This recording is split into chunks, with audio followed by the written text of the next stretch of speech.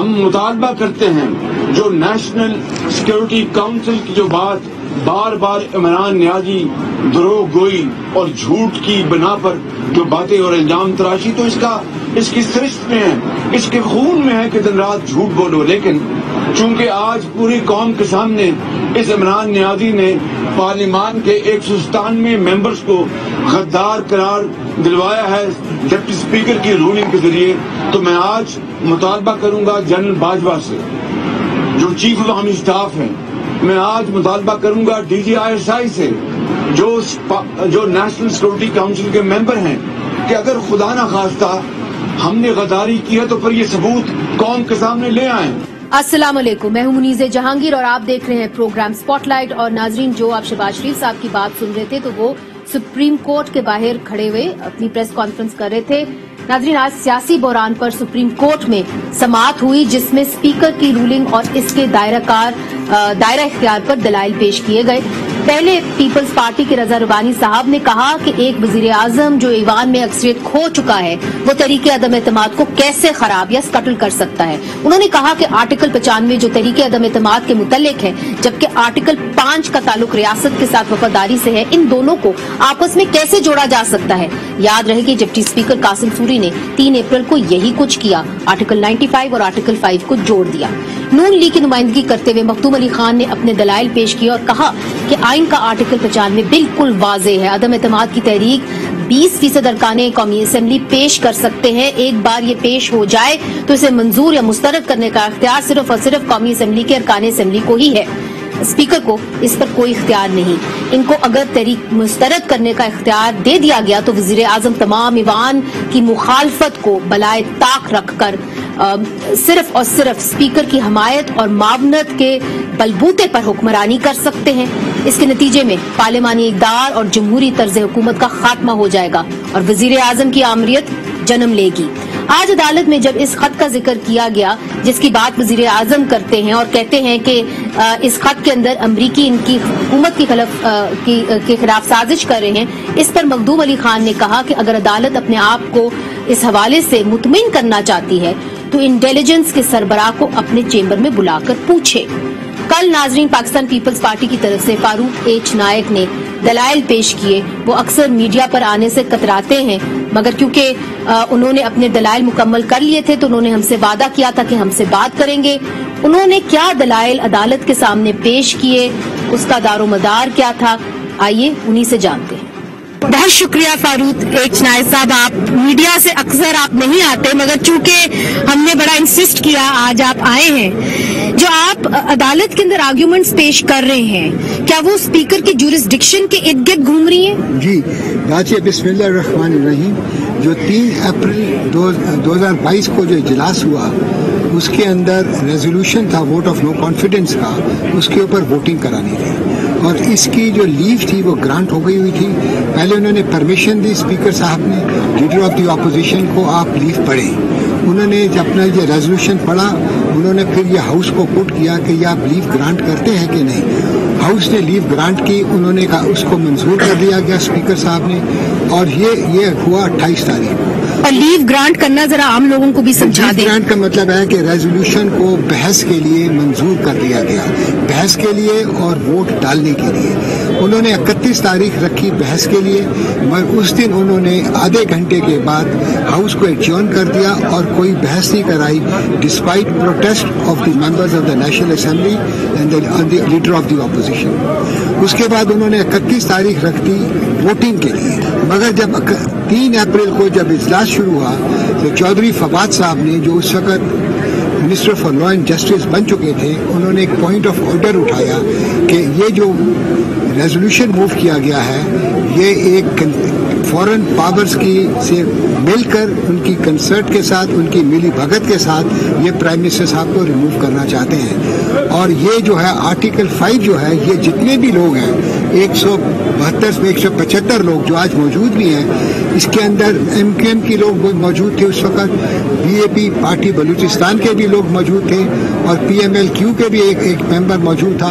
कुछ और क्या कहते हैं, कुछ इंडिपेंडेंट भी थे जिन्होंने अपोजिशन का साथ दे दिया था। ये सब लोग मौजूद थे। उन्होंने कहा इन सब लोग आज वोट करने आए हैं नो कॉन्फिडेंस के ऊपर, क्योंकि ये फॉरेन पावर्स के साथ मिले हुए हैं, और उसके ऊपर उन्होंने एक खत का जिक्र किया। उसके बाद जो स्पीकर था, ना उन्होंने किसी से पूछा, ना इस पर कोई बहस कराई, ना कोई किसी कोर्ट की जजमेंट थी, ना कोई एविडेंस था कि ये जो खत है, इस खत पे लिखा भी क्या है, तो ये खत भी सामने नहीं आया। एक मफरूजा था, एक प्रिजम्पशन थी, जिसको सामने रखते हुए उन्होंने चौधरी फवाद साहब की बात मानी और उन्होंने कहा कि ये तमाम जो लोग हैं ये बैरूनी ममालिक के साथ मिलके या बैरूनी मुल्क के साथ मिलके ये नो कॉन्फिडेंस लाए हैं और ये प्राइम मिनिस्टर साहब को हटाना चाहते हैं और ये रियासत के खिलाफ है। इसका मतलब है उन्होंने तमाम 175 मेंबर्स थे, उनकी मुहब्बिल वतनी को चैलेंज कर दिया, उन पर धब्बा लगा दिया, दाग लगा दिया, बगैर किसी जजमेंट के, बगैर किसी कन्विक्शन के। और कल अगर वो वोट भी डालने जाएंगे तो उनके आगे ये बात आएगी, ये तो रूलिंग आ गई है कि आप मुहब्बिल वतनी नहीं है। तो इन सब चीजों को मद्देनजर रखते हुए वो जो उसके बाद उन्होंने स्पीकर साहब ने हाउस को प्रोवोक कर दिया। जब प्रोवोक हो गया उसको बेसिस बना के, क्योंकि अगर वोट ऑफ नो कॉन्फिडेंस जब तक पेंडिंग है और जब तक वोट आउट नहीं होता है, क्योंकि वोटिंग तो इस पर हुई नहीं, उन्होंने बगैर वोटिंग करा के, जो कि कानून और आइन के नीचे वोटिंग करानी जरूरी थी, एक मफरूजे के उसको सामने रखते हुए उन्होंने इजलास जो है उसका बिल्कुल प्रोवोक कर दिया, मुलतवी भी नहीं किया, बिल्कुल खत्म कर दिया। इसके बाद इसके गार्ब के अंदर इसका सहारा लेते हुए प्राइम मिनिस्टर साहब ने प्रेसिडेंट साहब को एडवाइस की कि आप नेशनल असेंबली को डिसॉल्व कर दें, और उसके ऊपर प्रेसिडेंट साहब ने नेशनल असेंबली को डिसॉल्व कर दिया, जो कि बिल्कुल गलत था, गैर आईनी और गैर कानूनी है। अब इस डिसोल्यूशन को भी और इस ये जो वोट ऑफ नो कॉन्फिडेंस को रिजेक्ट किया गया, इसके ऊपर के लोग मुहब्बिल वतन नहीं है, इन सब चीजों को चैलेंज किया गया हुआ है और 4 दिन से ये सुप्रीम कोर्ट इसको सुन रही है। सेनेटर साहब, एक आर्ग्यूमेंट जो मखदूम अली खान जो शहबाज शरीफ साहब को रिप्रेजेंट कर रहे थे, उन्होंने ये भी कहा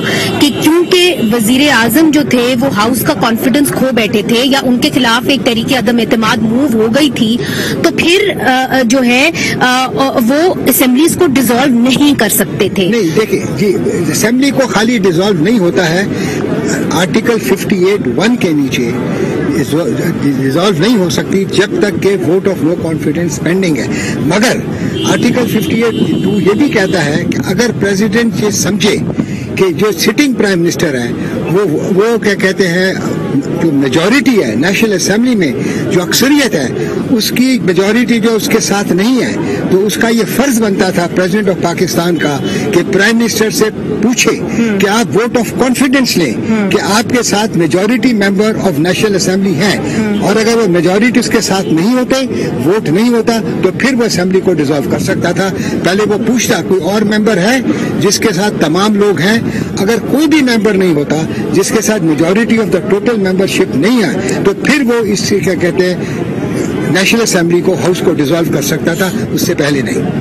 मखदूम अली खान साहब ने और आपने भी आर्टिकल 67, 91, 95, आर्टिकल 69 के बहुत हवाले दिए, जिसका मतलब ये है कि जो प्रोसीजर है, और बार बार अदालत एक ही सवाल करती रही कि क्या अदालत को इजाजत है कि जो प्रोसीजर है पार्लियामेंट का उसके अंदर मुदाखलत करे कि नहीं करे, उसका जवाब क्या आप लोगों ने दिया? देखिए, जहां तक आर्टिकल 69 ऑफ द कॉन्स्टिट्यूशन है, जो 1962 का आइन था, उसके नीचे ये था कि हाउस की जो प्रोसीडिंग्स हैं उनको चैलेंज नहीं किया जा सकता, और जो उसको आप कहते थे इंटरनल प्रोसीडिंग्स हैं, मगर जो 73 का आइन आया उसके अंदर उन्होंने लिखा है कि प्रोसीडिंग्स को नहीं, अगर इरेगुलरिटी ऑफ प्रोसीजर है उसके अलावा हर चीज को चैलेंज किया जा सकता है। और ये जो ऑर्डर रूलिंग आई है, ये इरेगुलरिटी ऑफ प्रोसीजर नहीं है, ये कॉन्स्टिट्यूशन की वायलेशन है आर्टिकल 95 की, जिसके अंदर ये लिखा हुआ है कि आपको वोट कराना है। Rules of business of national assembly के भी हैं। अगर मोशन जो है लीव ग्रांट हो जाती है, मोशन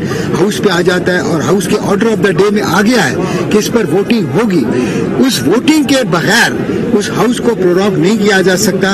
और ये रेगुलरिटी ऑफ प्रोसीजर की नहीं है। प्रोसीजर तो ये होता है कि जी वोट इस तरीके से डालना है, ये वोट तरीके के डालने पर बात नहीं थी, یہ ووٹ تھا کہ ووٹ کتنے لوگوں نے ڈالیں گے اور کتنے لوگ نہیں ڈالیں گے.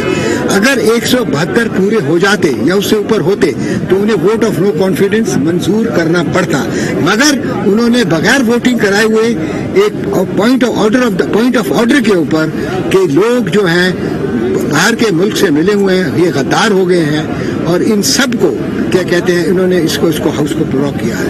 اور میں یہ سمجھتا ہوں کہ اب وہ وقت آ گیا ہے, یہ جو ریلیجن کا مذہب کا کارڈ ہے اور لوگوں کو غدار کہنے کا کارڈ ہے ختم ہو جانا چاہیے. 75 سال ہو گئے ہیں, ابھی ہم تو کم از کم ادھر تو ہم کیا کہتے ہیں فیصلہ کریں کہ کون ملک کے ساتھ غدار ہے یا کون محب وطن ہے. اور اگر یہی حالات رہے تو میں نہیں سمجھتا اس ملک کے اندر کبھی صحیح رول آف لا آئے گا, یا جمہوریت پروان چڑھے گی, یا ملک کی بقا ہوگی. آپ کے جتنے بھی کاؤنسل ہیں آپ کے ساتھ ہیں, آپ لوگوں نے کیا توقعات باندھی ہوئی ہیں سپریم کورٹ سے؟ کس قسم کی رولنگ آپ لوگ چاہتے ہیں؟ دیکھیں, چاہنے کے بعد ہم سب امید کرتے ہیں قانون اور آئین کے نیچے ہم امید کرتے ہیں کہ جسٹس ول بی ڈن اور فیصلہ ہمارے حق میں آئے گا. مگر پھر یہ فیصلہ جو ہے جج صاحبان کے اوپر ہے, وہ کیا فیصلہ دیتے ہیں انشاءاللہ تعالیٰ 2 دن میں کلیئر. آپ کی پریئر کیا ہوگی کہ ہماری پریئر یہی ہے کہ رولنگ کو ریجیکٹ کر دیا جائے. اگر رولنگ ریجیکٹ ہو جاتی ہے تو ڈسولوشن ختم ہو جائے گی. جب ڈسولوشن ختم ہو جائے گی, وہ جو ریزولوشن ہے ووٹ آف نو کانفیڈنس کا وہ بحال ہو جائے گا, اسمبلی کو بلانا پڑے گا اور اس ووٹ آف نو کانفیڈنس پر ووٹنگ کرانی لازم ہو جائے گی. مگر اس کے لیے خالد رانجھا صاحب کہتے ہیں کہ جو ایک بدنیتی ہے اسپیکر کی وہ آپ کو ثابت کرنی پڑے گی. خالی بدنیتی ایک اپنی جگہ پر ہے, بدنیتی کے علاوہ یہ آئین کی خلاف ورزی جو ہے وہ بھی ثابت کرنی پڑے گی. بدنیتی تو ظاہر ہو رہی ہے, بدنیتی اس سے بڑی بدنیتی کیا ہے کہ انہوں نے ووٹنگ نہیں کرائی, آئین کی خلاف ورزی کی ہے. اور یہ آئین کی خلاف ورزی ہے, یا تو پھر آئین کو ختم کر دیں, کوئی آئین کو مانے نہیں. یہ تو ایک سویلین حکومت سے پہلی دفعہ میں نے دیکھا ہے کہ انہوں نے سبورژن آف دا کانسٹیٹیوشن کیا ہے, کانسٹیٹیوشن کی بات ماننے سے انکار کیا ہے. ابھی تک تو ہم یہ سنتے رہے تھے کہ پھل والا, گوشت والا, دودھ دینے والا وہ حکومت کی بات نہیں مانتا ہے. آج ہم نے پہلی دفعہ دیکھا کہ speaker of the national assembly اس نے سبورٹ کر کے کانسٹیٹیوشن کو پورے ملک کو ایک آئینی بحران میں ڈال دیا. جو آرٹیکل 5 لگا ہوا ہے, ظاہر ہے جو ممبر ہے نیشنل اسمبلی کے 190 سے زیادہ ہیں جن کے اوپر یہ لگا ہوا ہے, وہ اپنے آپ کو اس سے دھونا چاہیں گے. تو اگر اسپیکر کی پوری جو رولنگ جو بھی انہوں نے کیا ہے وہی غیر قانونی قرار دیا جائے تو جو آرٹیکل 5 کا انہوں نے حکم بھی دیا یا جو اس کے پر بات بھی کی وہ پھر انلیگل تصور کیا جائے گا. آرٹیکل 5 ہے لائلٹی ٹو دا اسٹیٹ. اگر کیا کہتے ہیں عدالت عظمیٰ یہ فیصلہ کرتی ہے کہ یہ رولنگ انلیگل ہے, غیر قانونی ہے, غیر آئینی ہے, تو جو دھبا ان پر لگا ہے وہ بالکل ختم ہو جائے گا. ناظرین, فاروق نائک صاحب کی آپ بات سن رہے تھے, اور بھی ایسے پارٹیز ہیں جنہوں نے اپنی پریئر جو ہے وہ سپریم کورٹ کے سامنے رکھی ہے, جس کے اندر سپریم کورٹ بار ایسوسی ایشن بھی ہے, سندھ ہائی کورٹ بار ایسوسی ایشن بھی ہے. انہوں نے کیا دلائل دیے آج عدالت میں, بڑے دلچسپ دلائل تھے, آپ کو دکھائیں گے وقفے کے بعد. ویلکم بیک ناظرین. عدالت کے اندر آج کیا ہوتا رہا وہ ہم آپ کو دکھاتے رہے ہیں, اور کل بھی آپ کو دکھا رہے تھے, آج بھی دکھا رہے ہیں, چونکہ اب جو گیند ہے وہ سپریم کورٹ میں ہے, اور جو بھی فیصلہ سپریم کورٹ میں آئے گا وہ اب اس ملک کا مستقبل جو ہے اس کا فیصلہ کرے گا. ہمارے ساتھ ہیں بیرسٹر صلاح الدین, سابق صدر سندھ ہائی کورٹ بار ایسوسی ایشن رہ چکے ہیں, اور آج سپریم کورٹ میں ڈپٹی اسپیکر کی رولنگ کے حوالے سے کیس کی جو سماعت ہوئی اس میں یہ سندھ ہائی کورٹ بار ایسوسی ایشن کی طرف سے پیش ہوئے. بہت بہت شکریہ جی. آج آپ نے عدالت کے اندر ایک بڑی دلچسپ آرگیومنٹ جو ہے پریزنٹ کی. آپ نے 1933 جرمنی کا مثال دیا, نازی پارٹی کا آپ نے مثال دی.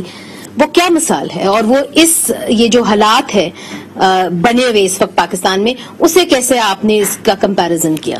جی, بات یہ ہے کہ اس میں وہ مثال اس کانٹیکس میں کی گئی تھی کہ اسپیکر کی رولنگ کتنی کریٹیکل ہوتی ہے, اور جس طرح کہ آج کل بات کی جا رہی ہے کہ اسپیکر کی رولنگ پہ کبھی بھی عدالت جو ہے وہ انٹروین کر نہیں سکتی, اس کو مکمل استثناء حاصل ہے عدالتی کارروائی سے. میں اس کانٹیکس میں ایک مثال دی کہ اگر آپ جرمنی کو دیکھیں 1933 میں, تو جرمنی کی موومنٹ ایک جمہوری ریاست سے ایک one party state, Nazi party state میں، وہ بھی ایک اسپیکر کی رولنگ سے شروعات ہوئی تھی.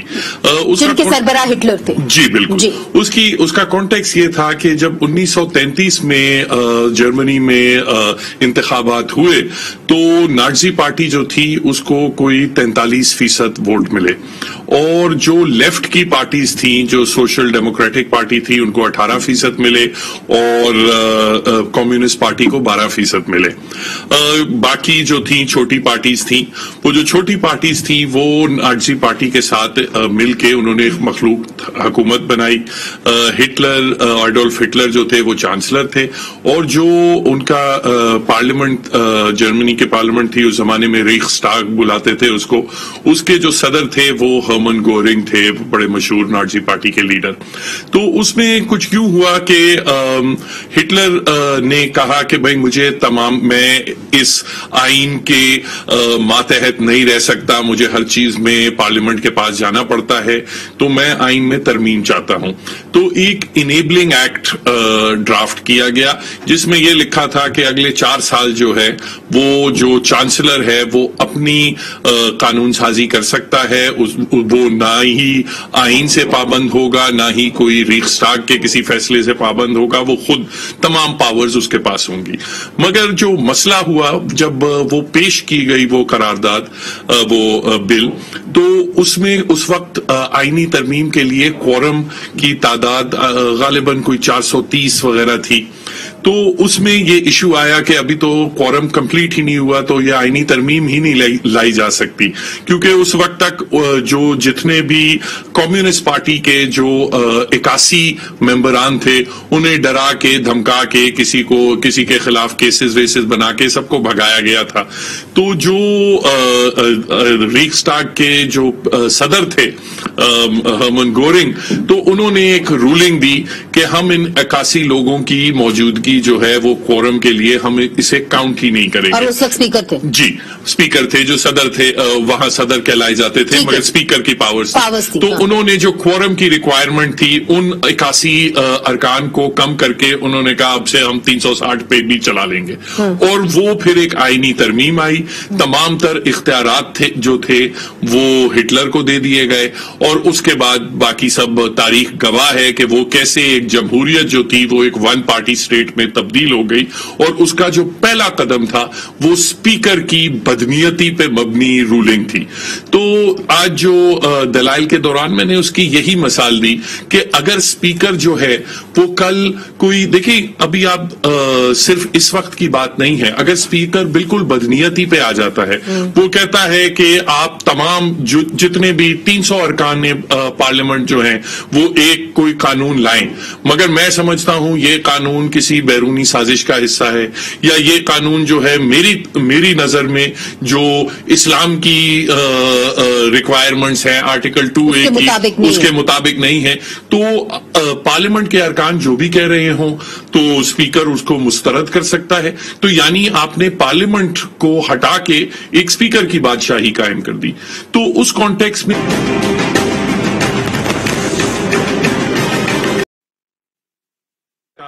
مگر اس پہ بھی ہمارا موقف یہ تھا کہ آپ اسپیکر کو ہٹانے کے لیے بھی تو آپ کو موشن جو ہے ہاؤس میں موو کرنی پڑتی ہے. اگر اسپیکر بالکل منع کر دے، ایک بدنیتی پہ اگر معاملہ آ جائے تو اسپیکر کہے کہ میں اس کو آرڈر آف دا ڈے میں شامل ہی نہیں کر رہا، تو آپ کیا کر سکتے ہیں؟ تو پھر تو آپ بالکل بے بس ہو گئے. اور یہ بات صرف اس الیکشن، ابھی بات الیکشن کی ہو رہی ہے، یہ الیکشن مکمل بھی ہو جاتی ہے تو اگلی جب اسمبلی آئے گی تو اس کا بھی جو پہلا سیشن ہے وہ تو پریزائڈ یہی اسد قیصر صاحب کریں گے.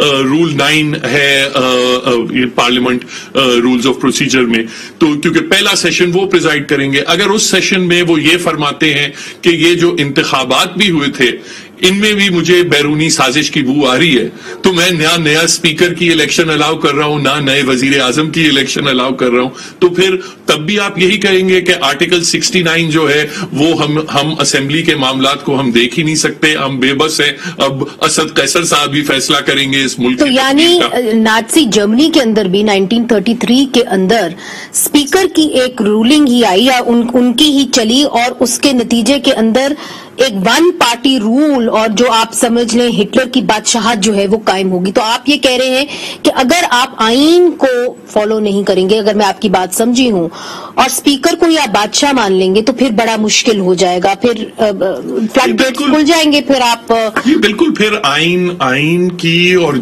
इस मुल्क में जमहूरियत की आप फिर फातिहा पढ़ लें। मगर देखिए ये कहा जाता है ना कि बदनीयती के ऊपर ये वोट ऑफ नो कॉन्फिडेंस आया, कंस्पिरेसी थी, अमेरिका जो है वो कंस्पिरेसी कर रहा है इस हुकूमत के खिलाफ। फिर उन्होंने कहा आर्टिकल 5 को उन्होंने कहा कि जी हर शहरी का ये फर्ज है कि वो अपनी स्टेट के साथ, अपनी रियासत के साथ वफादार हो। जी, मगर कोई आईन में देखें, अव्वल तो कोई अभी तक कोई सबूत भी नहीं पेश किया गया, वो खत भी किसी ने नहीं देखा, क्या उसमें कितने ऑपोजिशन अरकान का जिक्र किया गया है, क्योंकि ये देखें समझ से बालातर है कि आपके 200 अरकान पार्लियामेंट जो हैं वो सब के सब अपना किसी बैरूनी साजिश का हिस्सा बने होंगे, ये समझ से बालातर बात है। मगर बहरहाल ये आईन में ये स्पीकर की सवाबदीद नहीं है कि वो किसी को गद्दारी का सर्टिफिकेट दे, किसी को वफादारी का सर्टिफिकेट दे। एक और सवाल आपसे, जो सिंध हाईकोर्ट बार एसोसिएशन की तरफ से आज एक प्रेस रिलीज आई है और उसके अंदर रेजोल्यूशन आई है, बल्कि जिसके आप सदर रह चुके हैं, तो उसके अंदर उन्होंने कहा है और जस्टिस गुलजार अहमद साहब को, फॉर्मर जस्टिस गुलजार अहमद साहब को उन्होंने कहा है कि जो पीटीआई ने आपको नामजद किया है निगरान वजीर आजम के ओहदे के ऊपर, आप इसको एक्सेप्ट मत करें, इसको आप रिजेक्ट कर दें, इसकी क्या वजह? देखें, इसमें जो सिंध हाईकोर्ट बार एसोसिएशन ने अपनी रेजोल्यूशन में जिस चीज का जिक्र किया है कि देखें अभी गुलजार साहब अभी 2 महीने हुए हैं उनकी रिटायरमेंट को, अब ये जो अमल है स्पीकर की रूलिंग जो है और उसके बाद असेंबलियां तहलील करने का जो वजीर आजम का मशवरा है और सदर पाकिस्तान का हुक्म है, ये तमाम चीजें सब जुडिस हैं, ये तमाम चीजें हाईली कंट्रोवर्शियल हैं और बहुत ही पॉलिटिकली चार्ज्ड हैं। अब उस माहौल में आप साबिक चीफ जस्टिस साहब को एज निगरान वजीर आजम आप नामजद कर रहे हैं, तो एक तो अगर वो कबूल करते हैं तो वो एक तरफ से एक तरीके से इंडोर्स कर रहे होंगे इस गैर आईनी अमल को। दूसरा, हुकूमत की तरफ से एक मैसेजिंग जाती है कि हुकूमत जो है और अदलिया जो है वो एक पेज पे हैं या एक ही उसकी प्रोसीडिंग्स में साथ साथ चल रहे हैं, तो उसकी जो इंप्रेशन है जुडिशरी की इम्पार्शियलिटी पे कि इतनी रिसेंटली रिटायर्ड चीफ जस्टिस को आप अब वजीर आजम इस सारी उसमें इन्वॉल्व करें निगरान वजीर आजम की हैसियत में, तो उसकी मैसेजिंग और ऑप्टिक्स बहुत बुरी है। तो उस चीज पे सिंध हाईकोर्ट बार ने आज रेजोल्यूशन भी पास की और मखदूम अली खान साहब ने अपने दलाइल में भी इसका तज़किरा किया कि ये जुडिशरी को कंट्रोवर्शियल बनाने वाली बात है। बहुत बहुत शुक्रिया सलाउद्दीन साहब, आपने हमें ज्वाइन किया। नाजरीन, सलाउद्दीन साबिक सदर सिंध हाईकोर्ट बार एसोसिएशन के बता रहे थे कि क्यों उन्होंने जो अपनी रिक्वेस्ट है, अपनी प्रेयर जो है वो आज सुप्रीम कोर्ट के सामने रखी, इसका क्या जवाब था। और नाजरीन, आज अदालत के अंदर सियासतदान भी पेश हुए हैं। आज अवामी नेशनल पार्टी और बलूचिस्तान नेशनल पार्टी भी इस केस के अंदर पार्टी बन गए हैं और वो भी फरीक बन गए हैं। तो ये जो सारी पिटिशंस हैं सुप्रीम कोर्ट बार एसोसिएशन की, तमाम अपोजिशन जमातों की, बीएनपी की, एएनपी की, इन सबको इकट्ठा कर दिया गया है। क्या हमने बात की मियां इफ्तिखार हुसैन से, जो एक अहम लीडर हैं एएनपी के, और सियासी तौर पे वो क्या समझते हैं, आपको दिखाएंगे। आइए उनसे बात करते हैं। आज एएनपी के जो अहम लीडर हैं मियां इफ्तिखार साहब, वो पेशावर से इस्लामाबाद आए और उन्होंने आज पूरी समाअत के दौरान वो बैठे रहे, उन्होंने समाअत सुनी। हमारे साथ इस वक्त मौजूद है मियां साहब। जो कानूनी बात है वो तो हो जाएगी, सियासी बात पे करें, जो इस वक्त मुल्क के हालात बन गए हैं, क्या आप समझते हैं कि तमाम सियासी जमातें जो हैं उनको अब अर्ली इलेक्शंस की तरफ जाना पड़ेगा, जल्द से जल्द इंतखाबात जो होने जा रहे हैं उनकी तरफ जाना पड़ेगा, या कुछ उम्मीद है आपको अदालत से? कोई सियासी पार्टी भी हो वो इलेक्शन से तो न पीछे हटेगी न डरेगी, हार जीत होता रहता है। लेकिन जिस तरीके से ये इलेक्शन हो रहा है तो ये तो इमरान को फेस सेविंग के लिए सब कुछ हो रहा है। यानी उस जिस तरीके से पहले से ड्रामा तैयार था और ये आज उसका एक पार्ट चल रहा है और उसी को तकवीत दी जा रही है और री लॉन्च हो रहा है। सारे लोग उनसे नफरत कर रहे थे, महंगाई थी, लोग उनको पत्थर मार रहे थे, वो जलसे में जा नहीं सकते थे, अब वो हीरो बन गया। जीरो से हीरो बनाने के लिए ये सब ड्रामा रचाया गया। हम ये समझते हैं कि इलेक्शन के लिए नहीं बल्कि पार्लियामेंट की मजबूती के लिए हमें अदम एतमाद के लिए वापस जाना है। अदम एतमाद का स्पेस दे के हम अपना अदम एतमाद मुकम्मल कर लें, फिर उसके बाद जो हुकूमत आएगी वही यानी इलेक्शन रिफॉर्म्स करेगी और फ्री एंड फेयर इलेक्शन को यकीनी बना के कि ये फिर चोर दरवाजे से ना आए, तो वो सूरत हाल ठीक हो तो तब हमें फिर इलेक्शन में जाना सुदमंद भी होगा और मुल्क के लिए फायदेमंद भी होगा। मगर आप कह रहे हैं कि जो लोग ये करना चाह रहे हैं या कर रहे हैं, आप क्या समझते हैं कि वो क्या चाहते हैं? क्या वो इस मुल्क के अंदर इलेक्शंस चाहते हैं? क्या वो टेक्नोक्रेटिक गवर्नमेंट चाहते हैं? वो क्या चाहते हैं? ऐसा है कि इमरान उन लोगों का नुमाइंदा है जो कि सियासी लोग नहीं है। पाकिस्तान भर में जितने भी गैर सियासी लोग हैं इसके लीडरशिप में जमा हो चुके हैं और कुछ लोग इसको यानी इस तरीके से इस्तेमाल करें कि तमाम सियासत को बदनाम कर दे, तमाम सियासतदानों को यानी एक तरफ लगा दे और इसी का पौधा बड़ा हो और ये उसके साए के नीचे पलते रहें। ये एक सिचुएशन बनती चली जा रही है। इसलिए इस यानी इमरान खुद ना हुकूमत करने के काबिल है, जितनी तबाही उसने की है मजीद भी तबाही करेगा, लेकिन उनके लिए गैर सियासी बंदे की जरूरत है और वो गैर सियासी बंदा है नहीं। मगर कुछ एक ये भी थिंकिंग है कि जी अब जो इस्टेब्लिशमेंट है और वो खुद भी ये कहते नजर आ रहे हैं ऑफ द रिकॉर्ड और बाकी अपोजिशन की जमातें खासतौर पे पाकिस्तान मुस्लिम लीग नून और पाकिस्तान पीपल्स पार्टी भी ये कहते नजर आ रहे हैं कि अब इस्टेब्लिशमेंट न्यूट्रल है और इमरान खान साहब को इस तरह फेवर नहीं करी जिस तरह एक एक्यूजेशन होती थी कि वो करते हैं। क्या वो न्यूट्रल है? मैं तो इस वक्त उसकी न्यूट्रलिटी की बात नहीं कर रहा हूँ, मैं तो फिनोमेना की बात कर रहा हूँ कि पाकिस्तान में गैर सियासी लोगों को इकट्ठा करना ये पहले जिसने लाया वो तो सबको मालूम है। आज सारी दुनिया माने ये इसलिए न्यूट्रल हुआ कि पहले न्यूट्रल नहीं थे ना, तो इसको लाया था ना, तो इसको तकवीत दी। अब तो वो खुद ऐसा बैठा हुआ है कि वजीर आजम नहीं है, वजीर आजम है, उसका सदर इलीगल काम कर रहा है, वो कर रहा है। आज तो अदालत को ये करना जरूरी था कि अगर ये मुकदमा लंबा होता है, ये केस लंबा होता है तो उनको तो रोके। वो तो सब कुछ कर रहे हैं, जो गैर आईनी लोग हैं वो काम जारी रखे हुए हुकूमत चला रहे, जो आईन के लिए लड़ रहे हैं, जो जमहूरियत के लिए लड़ रहे हैं वो सिर्फ कोर्ट का तवाफ कर रहे हैं। आप समझते हैं कि जो न्यूट्रल होने वाले इदारे हैं क्या उनके अंदर भी कुछ इख्तिलाफ राय पाई जाती है जो अब सामने आ रही है? ये जो सियासी मंजरनामा बना हुआ है ये उसकी अक्कासी करता है? ऐसा है कि यकीन से ये बात कहना कि फला बंदा न्यूट्रल है, फला बंदा न्यूट्रल है, यकीन से कुछ नहीं कहा जा सकता। हम तो सिर्फ ये समझते हैं कि न्यूट्रल होना चाहिए। हम तो ये समझते हैं कि आईन के दायरे कार में रहते हुए तमाम इदारों को अपना काम करना चाहिए। अगर ऐसा नहीं है तो पाकिस्तान में जितनी तबाही हुई है इससे बढ़ के तबाही होगी। मुल्क की खातिर आईन की बालादस्ती चाहिए, पार्लियामेंट की बालादस्ती चाहिए और रूल्स यानी गेम्स होनी चाहिए। ऐसा नहीं है कि जो मर्जी से अपनी मर्जी से कह ले। इमरान तो अपनी मर्जी से कह रहा है। देखिए ना मियां साहब के जो वोट ऑफ नो कॉन्फिडेंस है उसके अंदर इत्तेहादी जो आप लोग कहते थे कि और खुद नून लीग कहती थी कि जब कॉल्स उनकी आएंगी तो तभी वो इस तरफ होंगे या उस तरफ होंगे। तो अगर इत्तेहादी जो हैं वो आज आपके साथ आके बैठे हुए हैं तो ये आपको क्या इशारा देता है? नहीं, हम तो ये समझ रहे हैं कि जो हम सब इकट्ठे हुए यानी जमहूरियत की खातिर हुए हैं, अपोजिशन है, ये बात कहना कि किसी के इशारे पे इकट्ठे हुए हैं हमारी तो मजबूरी है। सियासत में तो जब आप हुकूमत का हिस्सा नहीं है तो अपोजिशन का हिस्सा होगी, अपोजिशन पे वार होगी तो अपोजिशन एक होगा। تو ناظرین یہ تھے ANP کے میاں افتخار جو کہہ رہے تھے کہ اب عمران خان کو ری لانچ کرنے کی کوشش کی جا رہی ہے اور غیر سیاسی لوگوں کو سامنے لانے کی کوشش کی جا رہی ہے. ادھر ایک وقفہ لیتے ہیں, وقفے کے بعد آپ کو دکھاتے ہیں کہ وزیر اعظم کے جو وکیل ہیں وہ کیا دلائل پیش کریں گے کل عدالت کے اندر, اور اسپیکر کے جو وکیل ہیں ان کے کیا دلائل ہوں گے. یہ سب کچھ وقفے کے بعد.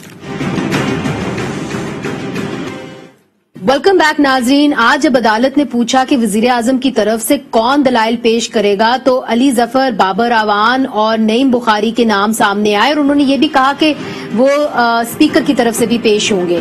تو اور پھر ایک وکیل امتیاز صدیقی نے کہا کہ سابق وزیر اعظم کی طرف سے میں پیش ہو رہا ہوں. انہوں نے لفظ سابق استعمال کیا, جس پر عدالت نے حیرانگی کا اظہار کیا اور پوچھا کہ اب عمران خان کے پاس کون سا عہدہ ہے.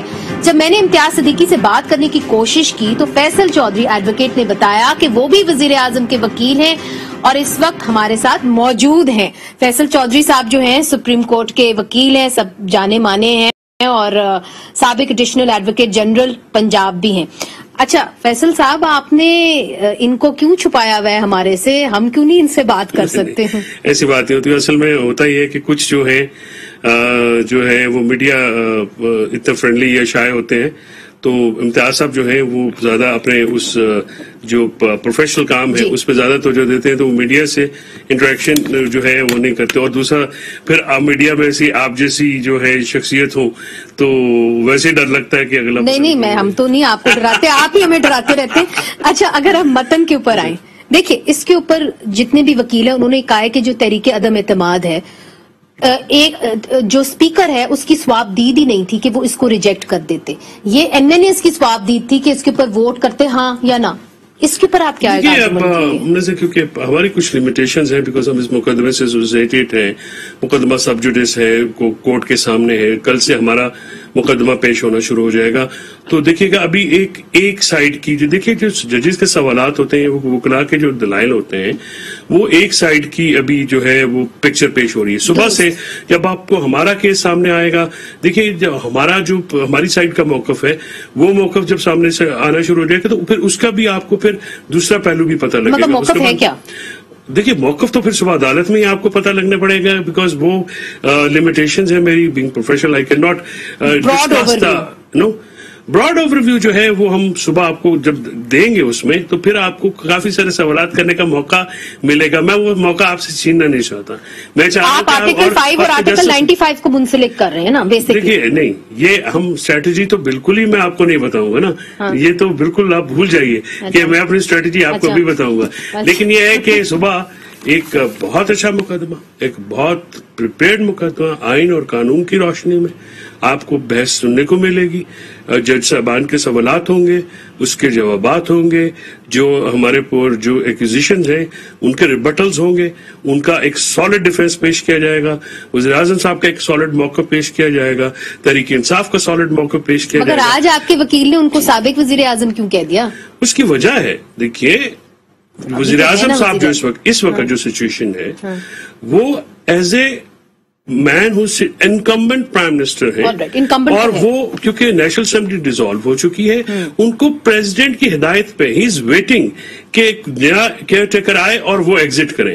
بیسکلی عمران خان صاحب اگر آپ اس کو بہت ٹیکنیکل میں نہیں دیکھیں تو وہ سابق وزیر اعظم ہی ہیں. وہ یہاں پہ ویٹ کر رہے ہیں کیئر ٹیکر وزیر اعظم کا تاکہ آئیں. وہ ایک فارمیلٹی ہے کہ وہ ٹیک کیئر کریں, اور کیونکہ آفس جو ہے وہ وزیر اعظم کا وہ خالی نہیں چھوڑا جاتا. ٹھیک ہے. اچھا فیصل, آج مریم نواز صاحبہ نے بھی ایک پریس کانفرنس کی. انہوں نے کہا کہ جو امبیسڈر اسد مجید ہیں انہوں نے جو یہ خط ہے وہ بعد میں جب وزیر اعظم نے بیان دے دیا تو پھر یہ فورن آفس کے اندر یہ خط لکھا گیا, اور کیوں امبیسڈر اسد مجید کو امریکہ سے پھر برسلز بھیج دیا گیا؟ اس لیے چونکہ اگر وہ امریکہ میں رہتے پھر ان سے سوال ہوتا کہ جی ہم نے آپ کو کیا ٹیلی گرام دیا تھا, آپ نے وہاں پہ کیا کیبل پہنچا دیا.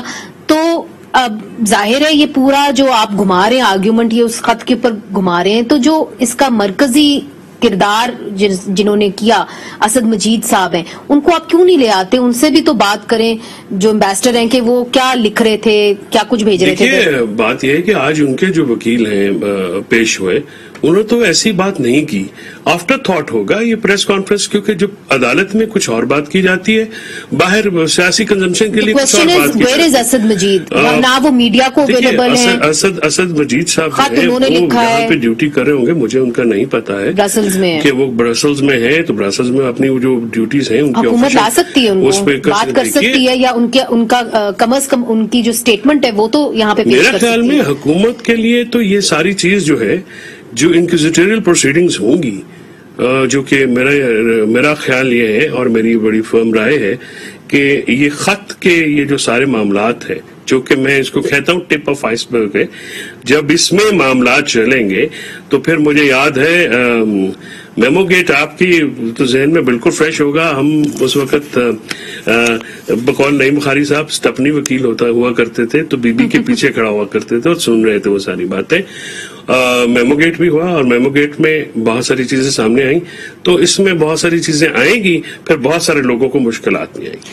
तो we look forward to your arguments. और मैं ये अब जरूर कहूंगी कि फैसल चौधरी साहब एक वकील हैं कि जब भी मैं अदालत में जाती हूँ तो वो हमेशा वहां पे होते हैं, बड़े गौर से वो सारी आर्ग्यूमेंट्स सुन रहे होते हैं। तो कल इनकी जो आर्ग्यूमेंट्स होंगी उनको सुनने के लिए हम वहां पे we look forward to it, बड़े गौर से हम उनकी आर्ग्यूमेंट सुनेंगे और फिर आपके सामने ये वादा रहा कि हम आपके सामने उन आर्ग्यूमेंट्स को प्रेजेंट करें, क्योंकि ये जितनी भी सियासी अब सरगर्मियां हैं ये अब अदालत ही फैसला करेगी कि पाकिस्तान में इस हुकूमत का, ईवान का क्या मुस्तकबिल होगा। नाजरीन, आज के लिए मुनीज़ जहांगीर को इजाजत दीजिए। खुदा हाफिज।